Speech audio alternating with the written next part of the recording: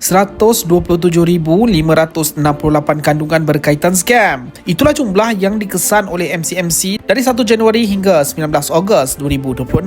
Dan yang paling membimbangkan, sebahagian besarnya berada di platform yang kita buka setiap hari. 53% di Facebook, 39% lagi di TikTok.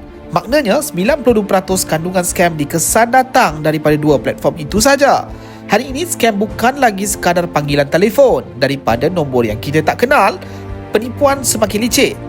Mereka menggunakan poster cantik, akaun palsu, tawaran hadiah, pelaburan dan lebih menyedihkan lagi, ada yang menyamar sebagai bantuan kerajaan untuk memperdaya rakyat. MCMC telah mengesan kandungan-kandungan ini dan meminta platform mengambil tindakan menurunkannya. Tetapi kerajaan saja tidak cukup, kita sebagai pengguna juga mesti menjadi benteng pertama. Kalau nampak bantuan terlalu mudah, hadiah terlalu lumayan atau pautan yang mencurigakan, jangan terus klik.